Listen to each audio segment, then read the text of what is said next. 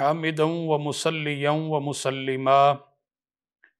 بسم الله الرحمن الرحيم لا يؤمن أحدكم حتى أكون أحب إليه من والده وولده والناس أجمعين صدق الله العظيم صلاة وسلاما عليك يا سيدي يا رسول اللہ۔ محترم ناظرین کرام، پروگرام ہماری اصلاح احادیث کی روشنی میں میم ٹی وی سے آپ کا میزبان مقرر شوکت حسین سیالوی حاضر ہے۔ نبی کریم صلی اللہ علیہ وسلم نے ارشاد فرمایا، لا یؤمن احدکم حتی اکون احب الیہ من والدہ وولدہ والناس اجمعین۔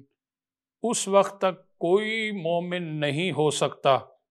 جب تک اپنے ماں باپ سے، اولاد سے، دنیا کے جتنے بھی رشتے ہیں ان تمام رشتوں سے بڑھ کر اللہ کے پیارے نبی صلی اللہ علیہ وسلم سے محبت نہ کرے۔ محترم ناظرین کرام، اگرچہ ہم اس بات پر غور کرتے ہیں تو یقیناً دنیاوی رشتوں کی بڑی اہمیت ہے، اور دنیاوی رشتے انسان کو عزیز ہوتے ہیں، بڑے پیارے لگتے ہیں، اور ان سے انسان جو ہے وہ پیار بھی کرتا ہے۔ لیکن یاد رکھیں، دنیا کے جتنے بھی رشتے ہیں ان سے محبت، ان سے تعلق، پیار کا رشتہ اپنی جگہ پر ہے، لیکن اگرچہ آپ ماں باپ کے رشتے پر غور کریں، یا بھائی اور بہن کے رشتے پر غور کریں، یا دادا اور دادی کے رشتے پر غور کریں، یا نانا اور نانی کے رشتے پر غور کریں، یا ماموں اور خالہ کے رشتے پر غور کریں، یا چچا اور پھپھی کے رشتے پر غور کریں، حاصل کلام یہ کہ دنیا کے جتنے بھی رشتے ہیں ان تمام رشتوں پر غور کیا جائے تو آپ کو جواب یہی ملے گا کہ یہ دنیاوی جتنے بھی رشتے ہیں یہ سارے کے سارے رشتے بعد میں ہیں، اگرچہ ان تمام دنیاوی رشتوں پر کوئی رشتہ مقدم ہے، ان تمام رشتوں سے اگرچہ کوئی پہلا رشتہ ہے تو وہ رسول اللہ صلی اللہ علیہ وسلم کی ذات پاک کا رشتہ ہے۔ اس لیے یہاں حدیث پاک میں اللہ کے پیارے نبی صلی اللہ علیہ وسلم نے جو ارشاد فرمایا کہ اس وقت تک انسان جو ہے مومن نہیں ہو سکتا، اگرچہ آپ چاہتے ہیں کہ آپ اکمل اور کامل مومن بن جائیں، اکمل اور کامل مسلمان بن جائیں، تو پھر ہمارے لیے لازم ہے، ضروری ہے، اور ہم اللہ کے پیارے نبی صلی اللہ علیہ وسلم سے دل و جان سے بھی بڑھ کر محبت اور پیار کریں، کیونکہ سرکار دو عالم علیہ السلام سے محبت اور پیار کا جو رشتہ ہے یہ صرف انسانوں کا نہیں ہے، بلکہ ہر چیز، ہر شے اللہ کے نبی صلی اللہ علیہ وسلم سے محبت کرتی ہے۔ چنانچہ بڑی مشہور حدیث پاک ہے، نبی کریم علیہ السلام نے جب مسجد نبوی شریف کی بنیاد رکھی، اور اس وقت محترم ناظرین کرام نبی کریم علیہ السلام کھجور کا ایک خشک تنا تھا جسے سرکار ٹیک لگا کر کے خطبہ ارشاد فرمایا کرتے، خطاب فرمایا کرتے، اور نبی کریم علیہ السلام کی خدمت عالیہ میں بنی نجار کے ایک صحابی نے اپنی خواہش ظاہر کی کہ یا رسول اللہ، میں یہ چاہتا ہوں کہ میں آپ کے لیے لکڑی کا ممبر بنا کر پیش کروں، آپ اس ممبر پر بیٹھ کر کے خطبہ ارشاد فرمائیں۔ تو سرکار نے اجازت دے دی، اور اس کے بعد اس صحابی رسول نے لکڑی کا ممبر بنوا کر، 3 سیڑھیوں والا لکڑی کا ممبر، وہ حضور کی بارگاہ میں پیش کیا، اور اس سے کعبہ شریف کی طرف جو ہے وہ مسجد کی دیوار کے ساتھ جو ہے وہاں رکھ دیا گیا۔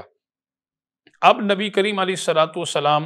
اس ممبر پر جلوہ گر ہوئے، اور اس ممبر پر بیٹھ کر کے کلام الرحمن کی تلاوت فرما رہے ہیں، واعظ و نصیحت، خطبہ اور خطاب ارشاد فرما رہے ہیں۔ جیسے ہی سرکار اس منبر پر جلوہ گر ہوئے تو وہ کھجور کا خشک تنا زارو قطار رونے لگ گیا۔ اب یہاں محدثین کرام نے اس بات کو لکھا ہے، بخاری کے اندر ہے، مسلم کے اندر ہے، ترمذی کے اندر ہے، دارمی کے اندر ہے، تمام کتب احادیث کے اندر یہ بات موجود ہے کہ جب سرکار اس منبر پر، لکڑی کے منبر پر بیٹھے تو وہ خشک تنا جو کھجور کا تھا وہ زارو قطار رونے لگ گیا۔ وہ اس طرح رو رہا تھا جیسے کوئی عقل مند چیخے مار کے روتا ہے۔ اس کے بعد حضور علیہ الصلوۃ والسلام نے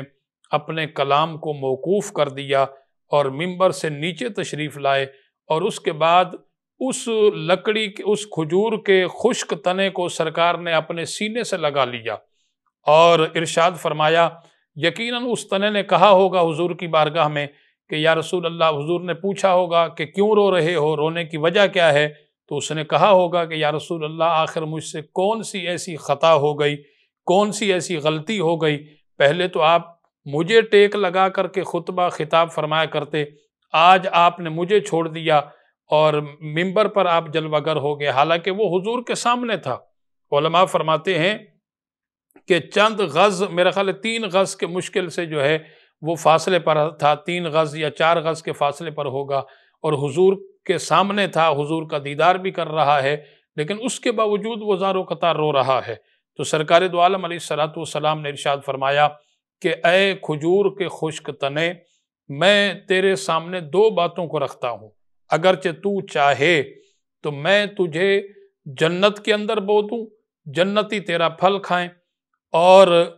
اگرچہ تو چاہے تو میں تجھے سرسبز شاداب کر دوں اور تیرا پھل مشرق اور مغرب تک جائے، اور مشرق اور مغرب یعنی عرب و عجم کے اندر لوگ تیرا پھل کھائیں۔ اب محترم ناظرین کرام، اب یہاں یقیناً میرے میم ٹی وی کے حاضرین کے ذہنوں میں ایک سوال پیدا ہو سکتا ہے کہ سیالوی صاحب، آپ نے یہ بات کہی تو عقل اس بات کو تسلیم نہیں کرتی کہ کھجور کا ایک درخت اور اس کا پھل مشرق میں بھی جائے، مغرب میں بھی جائے، عرب و عجم کے اندر جو ہے اس ایک کھجور کا پھل کس طرح پہنچے گا؟ تو محترم ناظرین کرام، اس کا جواب یہ ہے، آپ جانتے ہیں کہ آب زمزم شریف حضرت سیدنا اسماعیل علیہ الصلوۃ والسلام کے قدموں سے جاری ہوا تھا۔ آپ نے شدت پیاس کی وجہ سے زمین کے اس حصے پر جو ہے وہ ایڑیاں رگڑی تھی، اور وہاں سے اللہ تعالیٰ نے زمزم کے چشمے کو جاری فرما دیا۔ اب حضرت اسماعیل علیہ الصلوۃ والسلام جس مقام پر اپنے قدم رگڑیں اور ان کے قدموں سے پانی کا چشمہ جاری ہو، تو وہ آب زمزم پوری دنیا کے اندر جا سکتا ہے، یعنی مشرق اور مغرب میں جا سکتا ہے۔ کہاں حضرت اسماعیل علیہ الصلوۃ والسلام اور کہاں اللہ کے پیارے نبی آخر الزمان صلی اللہ علیہ وسلم، اور سرکار نے تو اس کھجور کے خشک تنے کو اپنے سینے سے لگایا تھا۔ کہاں حضرت اسماعیل کے قدم اور کہاں آقا کریم علیہ الصلوۃ والسلام کا سینہ مصطفیٰ؟ تو لہٰذا حضور سرور کائنات علیہ الصلوۃ والسلام کے سینے کی برکت سے جب آب زمزم مشرق مغرب میں پہنچ سکتا ہے تو اس کھجور کا پھل بھی مشرق اور مغرب تک پہنچ سکتا تھا۔ اور دوسری بات، سرکار جانتے تھے اس بات کو کہ میرے غلام، میرے امتی، میرا کلمہ پڑھنے والے تبرکات کے قائل ہوں گے، لہٰذا جب وہ یہاں آئیں گے تو ہر ایک کی یہ کوشش ہوگی، ہر ایک کی یہ تڑپ ہوگی کہ مجھے اسی کھجور کی ایک کھجور ہی کیوں نہ مل جائے تاکہ میں سعادت سمجھ کر کے اپنے گھر لے جاؤں، کیونکہ اس کھجور کے تنے کو سرکار نے اپنے سینے سے لگایا تھا۔ محترم ناظرین کرام، جب حضور نے فرمایا کہ 2 باتیں ہیں، اب دیکھیں میرے نبی کا اختیار دیکھیں، یہ نہیں کہا کہ تو جیسا، بلکہ فرمایا